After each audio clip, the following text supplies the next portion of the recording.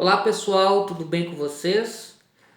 O vídeo de hoje ele tem como tema, a minha posição, no caso a apresentação pública da minha posição sobre quem eu votarei para as eleições presidenciais desse ano de 2022. Eu, na condição aqui de cidadão, e que tem como característica ser ateu. Sei que esse vídeo ele poderá não ser interessante para dois tipos de pessoas. Uma é aquelas que não serão contempladas pela minha reflexão em torno dos candidatos presidenciais, porque eu quero falar apenas do candidato Lula e do candidato Bolsonaro, né? Então, peço desculpas, mas os outros candidatos não serão alvo aqui desse vídeo. E também, provavelmente, o tema do meu vídeo não será de interesse daqueles que, por uma posição política, filosófica, não comungam, da prerrogativa de participar de processos eleitorais, como é o caso dos anarquistas. E eu sei que tem um grupo que costuma se identificar com o anarquismo e também se identificar enquanto uma pessoa ateia. Então já não tem como prerrogativa a questão de votar em eleições. Mas enfim, eu quero apresentar a minha posição tomando como referência os dois candidatos que estão mais bem posicionados nas pesquisas, que é o candidato Lula e o candidato Bolsonaro.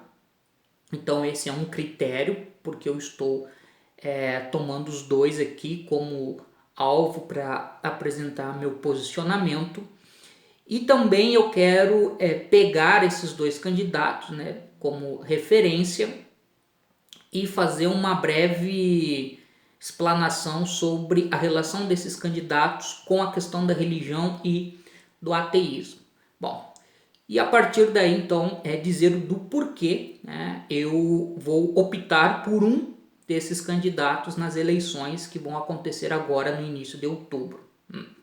Bom, o candidato Lula ele já foi presidente da República entre 2003 e 2010. Então já é de conhecimento qual foi o posicionamento dele no que diz respeito à religião e ao ateísmo na condição de presidente da República. E o candidato Bolsonaro, que na verdade está sendo candidato à reeleição, ele governa o Brasil desde 2019, cujo mandato, caso não seja reeleito, finaliza no final desse ano. Mas enfim, também é uma outra pessoa que nós já conhecemos as posições dele sobre religião e ateísmo na condição de alguém que exerce a presidência da República. Então nós temos esses dois pontos aqui para levar em consideração. Então, inicialmente eu quero começar com a questão do candidato Lula.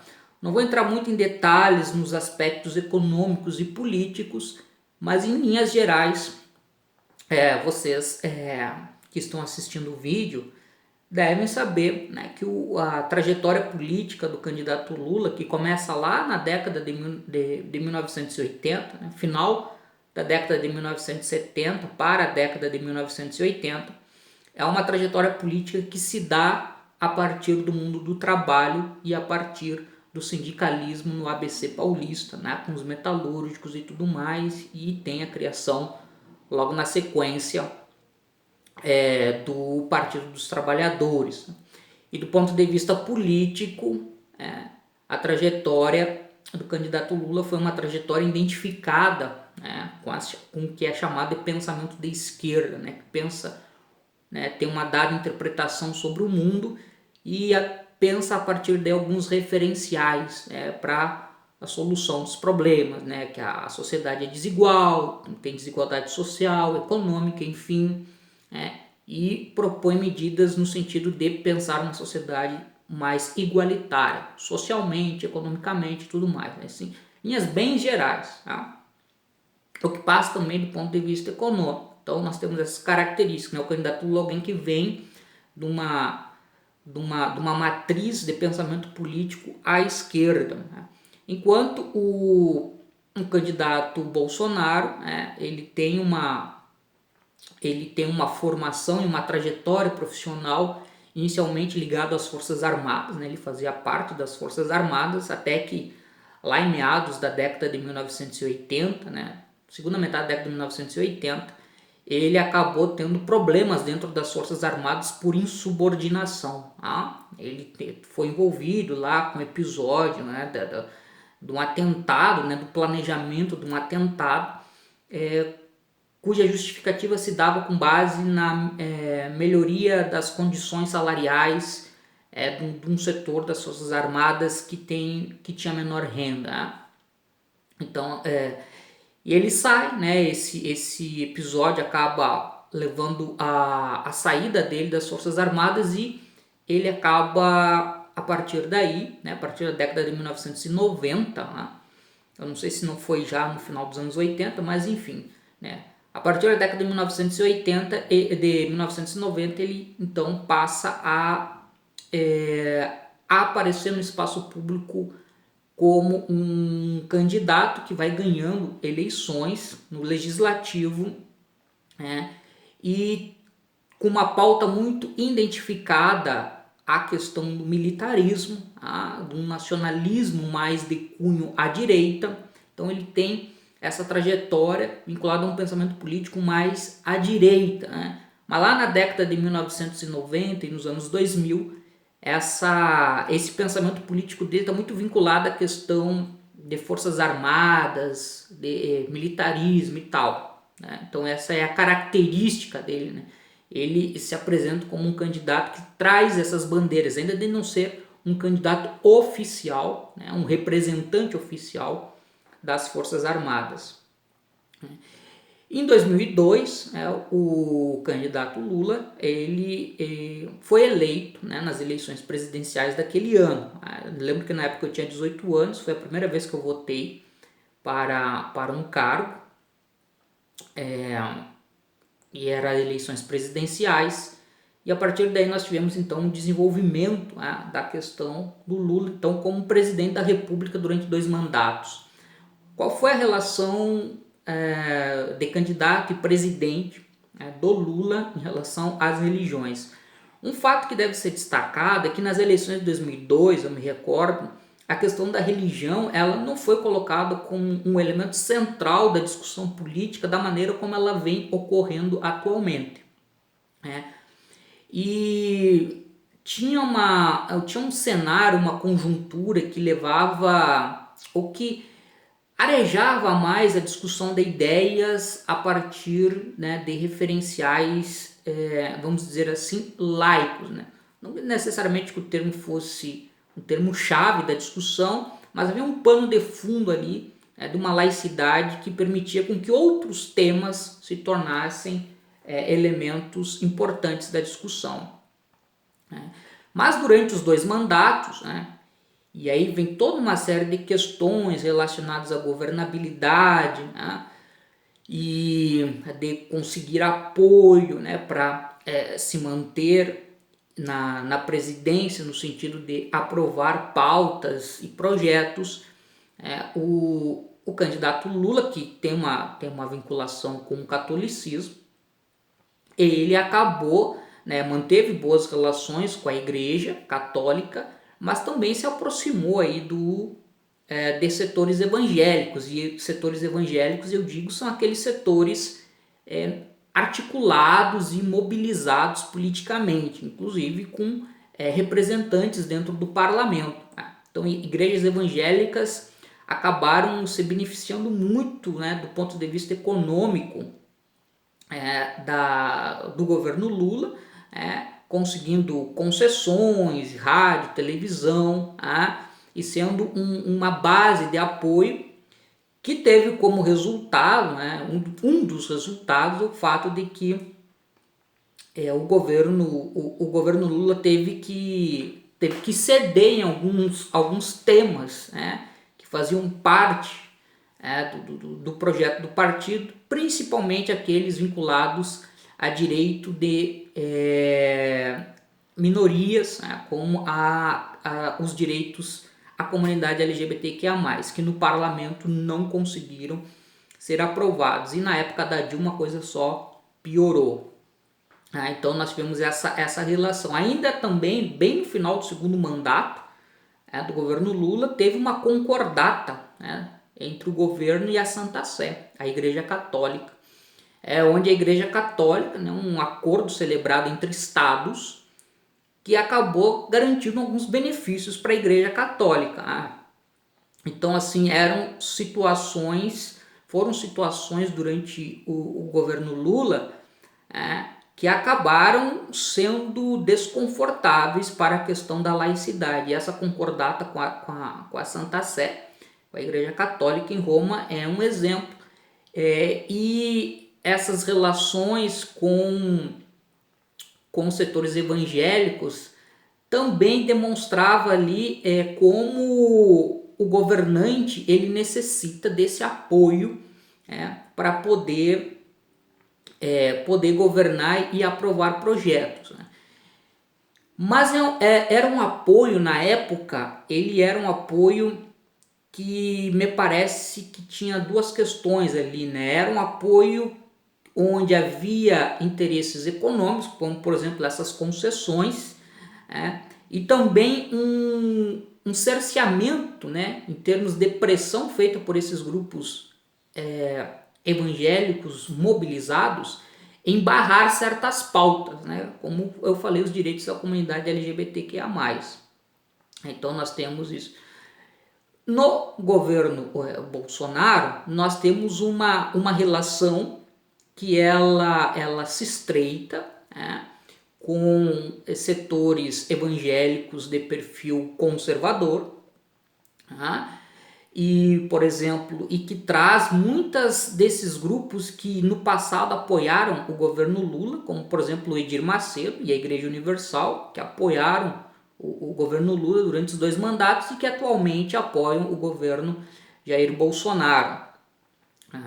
Sem falar também que o governo Jair Bolsonaro tem um diálogo ali com os setores mais conservadores dentro da Igreja Católica.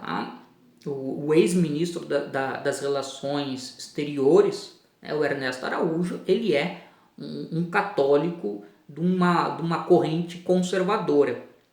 Só que me parece que a minha avaliação é que a natureza da relação e a natureza da aliança política do governo Jair Bolsonaro com esses grupos religiosos, ela difere da natureza da relação feita na época do governo Lula, onde naquela época, como eu mencionei, a relação ela se deu muito pautado por questões econômicas, e também um tensionamento onde o governo teve que ceder em algumas pautas históricas.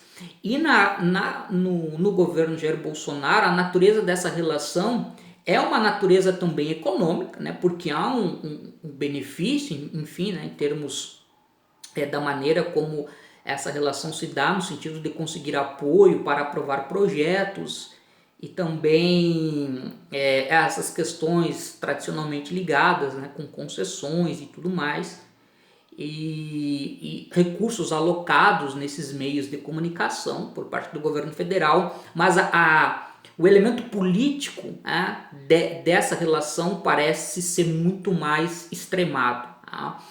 Então isso aparece em 2018, quando Jair Bolsonaro ele se lança candidato e já traz incorporado nessa antiga visão política e a sua pauta política do nacionalismo e do militarismo, ele traz agora o conservadorismo religioso a partir das alianças que ele começou a forjar com esses setores mais conservadores do meio evangélico dentro do Congresso, já ali no final do mandato do presidente Lula, já para o mandato da presidenta Dilma. Então ele faz uma aliança, e aí vem a natureza dessa aliança.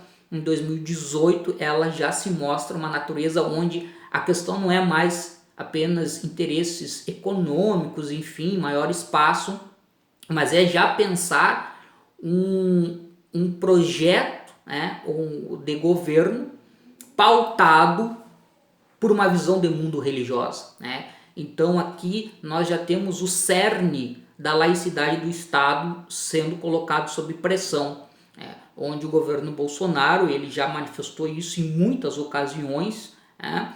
Que das relações dele políticas e religiosas com esses setores conservadores, ele comunga lá dessa visão de mundo. Ele já mencionou em diversas ocasiões que o governo dele é um governo cristão, tá?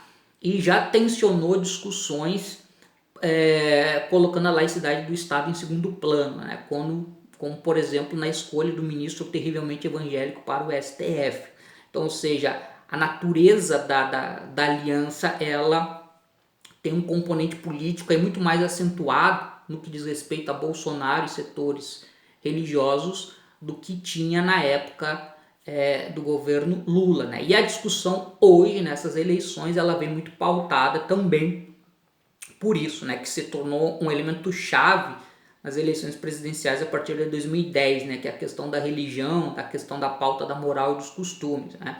O candidato à reeleição, Jair Bolsonaro, ele vem mantendo esse discurso de vinculação, né, do governo dele, da figura dele com a questão da religião. Ele se apresenta como um candidato religioso, ele já vem manifestando, né, nos seus discursos a luta do bem contra o mal. A esposa dele, que faz parte, né, de uma das igrejas evangélicas, vem utilizando, vem participando das campanhas, trazendo essa mensagem de um governo religioso que luta contra o mal, né? A ideia do bem contra o mal, como ele já falou recentemente. É uma linguagem de teor religioso, né? Dicotômico, dualista, enfim.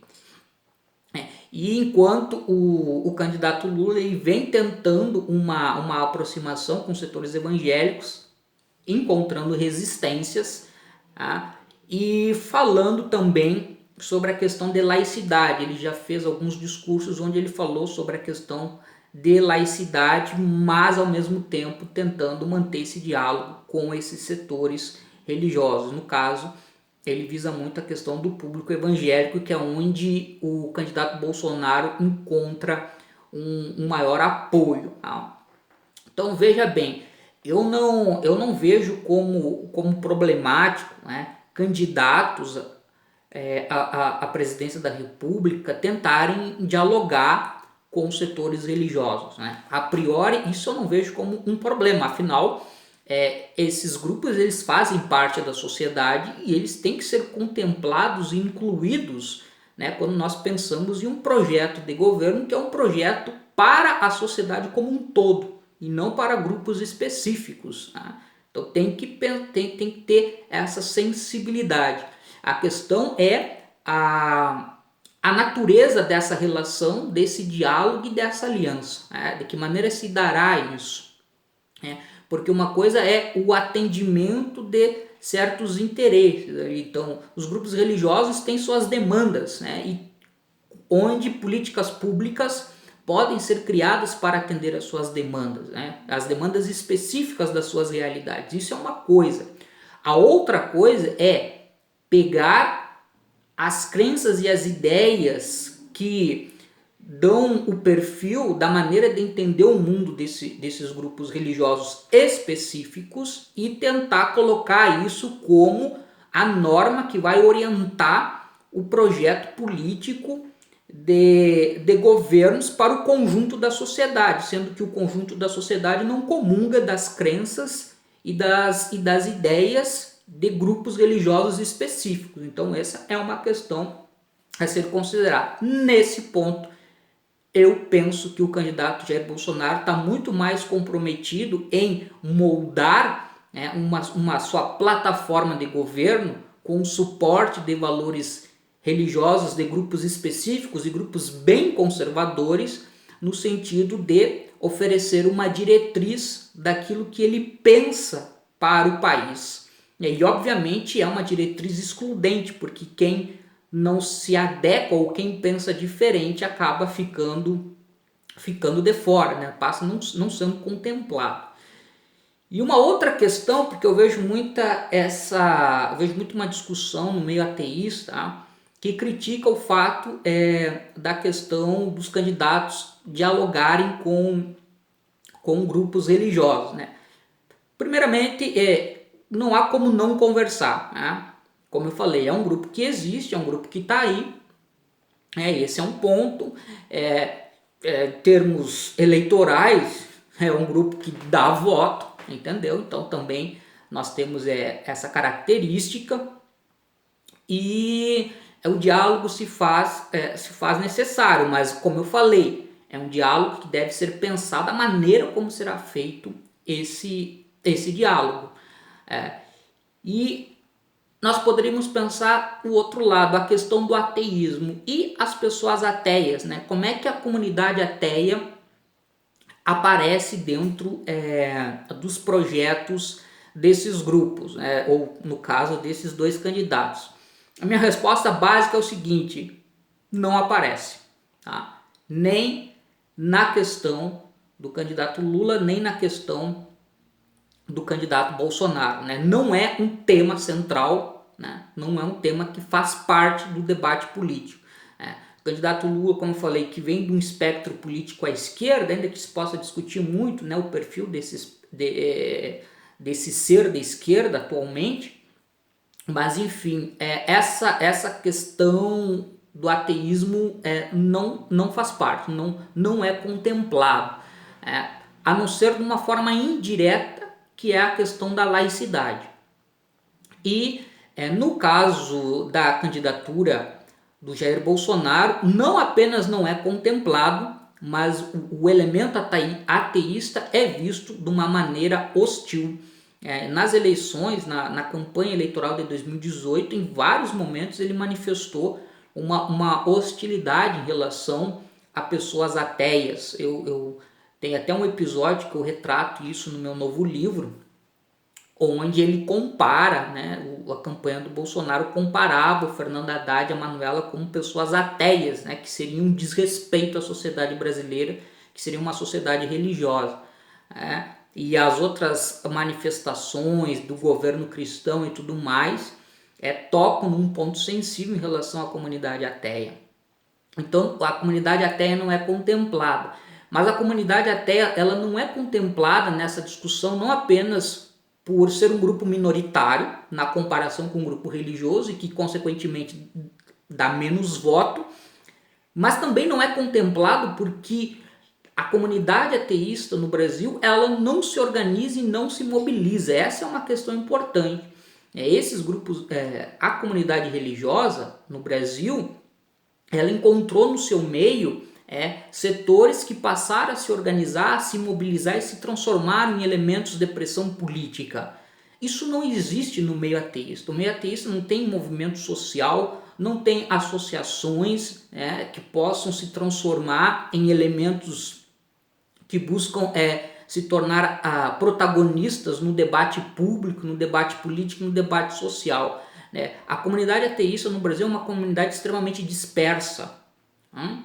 Há uma minoria que se engaja em algum tipo de ativismo, que é um ativismo basicamente restrito à internet para discutir questões de cunho teológico, que é muito comum ver a preocupação em saber se Deus existe ou não existe e falar sobre as contradições da Bíblia. Mas a realidade social e a realidade vivenciada pelas pessoas, ela demanda muitas outras questões que vão além disso. E quando não se estabelece uma conexão com essas demandas, que também pressupõe um diálogo com grupos que são religiosos, nós o que vemos esse pessoal, essa comunidade ateísta isolada.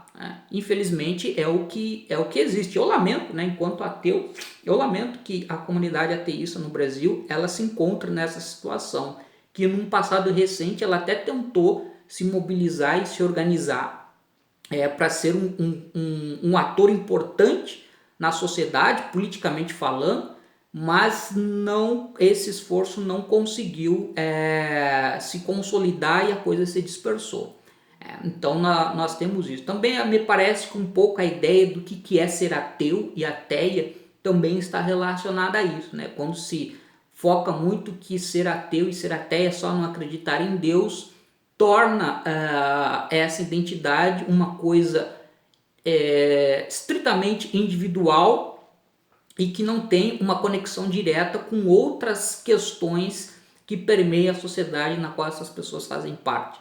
Então, assim, não dá para criticar que candidatos façam diálogos com grupos religiosos, porque esses grupos religiosos estão organizados, estão mobilizados, estão atuando, e o meio ateísta não está organizado, não está mobilizado e não está atuando, a não ser de maneira individual.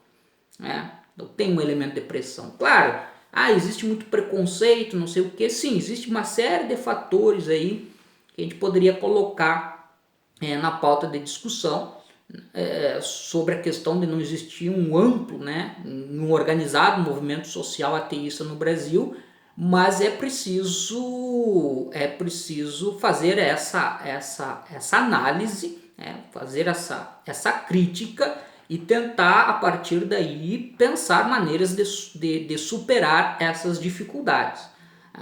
Então, eu acredito que é isso. Então, assim, levando em consideração esses elementos, o meu voto, sem ter ilusões em relação a um possível futuro governo, de que tudo vai melhorar, que todos os problemas serão superados, eu me mostro muito cético em relação a isso, mas comparando a postura dos dois candidatos com a questão da laicidade e do respeito do Estado, no qual eles passam a ser representantes como governantes, a diversidade religiosa, ao respeito a isso, o meu voto é no candidato Lula. Então, sem ter muitas ilusões, Pode até parecer um pouco irônico eu falar isso com uma camiseta do Ratos de Porão, mas como eu vi recentemente numa entrevista do João Gordo, que ele falou que ele é um anarquista e que durante a vida toda ele não votou, ele nessas eleições ele optou por exercer o voto, uma vez que a situação brasileira se mostra muito preocupante com a possibilidade de um segundo mandato do presidente Jair Bolsonaro. Era isso, pessoal. Talvez não tenha agradado a todos e a todas, com o meu posicionamento, mas enfim, estão livres aí para manifestarem sua posição nos comentários. Um abraço e até breve.